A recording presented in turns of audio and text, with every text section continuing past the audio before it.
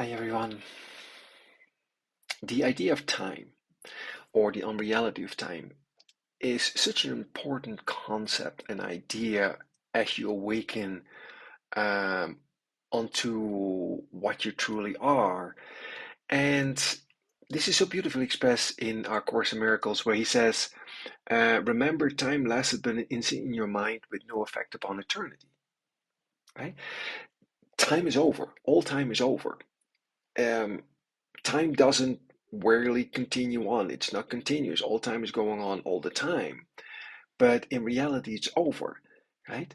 So, what he says here, and so is all time past and everything exactly as it was before the way to nothingness was made, right? This is the way to nothingness. This is nothingness.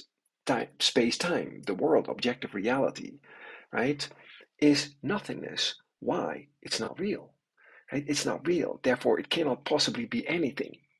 Anything that is real is everything, and that's eternal. If it's not eternal, it's not real, and therefore it's nothing. It's not good, it's not bad, it's simply meaningless. It's nothing. Right? And that's the way you got to think about that. Because the human mind always tries to reconcile opposites, tries to compromise.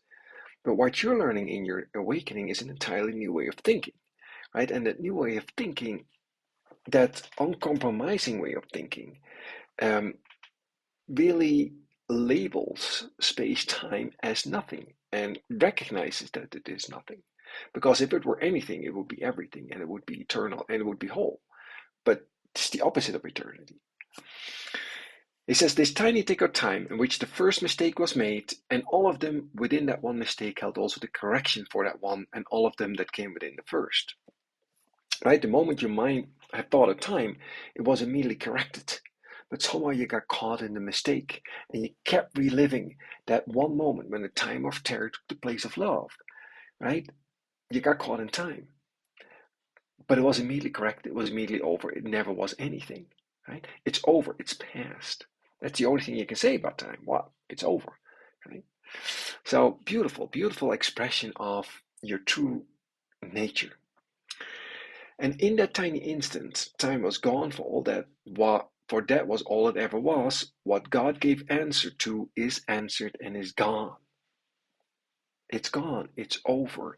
This whole journey is over. You're just looking back at it and remembering how you wake up. But remember, it's not real, right? It's unreality give way to truth. What you're looking at is how you woke up because it's already happened. You already did, and you're home in heaven, and this is over. So that's how you got to think about it. It's over, right? You can relax in the present moment because it's over. It's a done deal. It's certain. You can't fail at this.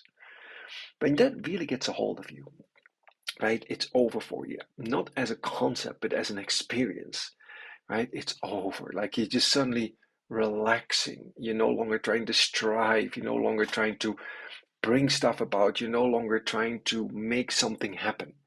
But just the realization it's done. You've made it, right? That brings with it a relaxation and a rest that nothing in this world can give you. What an amazing idea. So basically, you're entering into an entirely new place and time, right? He calls this the borderlands. He calls this the end of time or the real world, right? Where you're apparently for one moment still seeing what you've made in opposite to reality, in opposite to eternity. But at the same time, you're at the end of your own time sequence with yourself and you're looking back at what you made, but in that brand new space that the brand new you has created. If that makes any sense. And again, I'm talking about an experience, right? At the end of time, you're just resting in that borderland and you're letting all your thoughts fly home um, through your own forgiveness, through your own remembrance of who you are, and you're just resting in God. Again, I'm talking about an experience here, but I hope that makes sense. I love how he expresses it as a miracle, right? Where time is being collapsed. He says the miracle minimizes the need for time. In the long, longitudinal or horizontal plane, the recognition of the equality of the members of the sonship appears to involve almost endless time. right? We call this slow time, right? The world is slow time, space-time is slow time, right? So what happens as you wake up, you speed up time, right? Because time, again, time is not real, right? It's not, it's, right? It's an invention of your mind. It says, however, the miracle entails a sudden shift from horizontal to vertical perception, right? So instead of horizontal, you go vertical. What happens? You snip out a lot of time, right? This introduces an interval, love this, from which the giver and the receiver both emerge farther along in time than they would have otherwise been, right? By become miracle minded, by applying this particular teaching, by practicing these thoughts that you're given as you're waking up, you emerge further ahead in time because the miracle is saving you time. It collapses it. The miracle thus has the unique property of abolishing time to the extent that it renders the interval of time it spans unnecessary, right? What would it take you another 10,000 years to learn is now being snipped out because the miracle just took care of that for you. There is no relationship between the time a miracle takes and the time that it covers. The miracle substitutes for learning. I love this. Listen to this. The miracle substitutes for learning that might have taken thousands of years. This is why I love A Course in Miracles. Why? It saves me time. I love this way of uncompromising thinking because that is the way you have to think when you wake up. You can't keep reconciling what is false with truth because it cannot be reconciled. It does so by the underlying recognition, I'm still reading, of perfect equality of giver and receiver on which the miracle rests. The miracle shortens time by collapsing it, thus eliminating certain intervals within it. It does this, however, within the larger temporal sequence. What an amazing idea, right? That you're accelerating through these new thoughts that you're given, your own awakening. You're accelerating the end of time, which in reality is going back to the beginning of time, which is the first mistake. Again, the next part I'm looking at here is that explanation on how you keep reliving that first mistake. He says each day and every minute of each day and every instant each minute holds, you but relive the single instant when the time of terror took the place of love. That's all a human life is, that reliving of that single moment.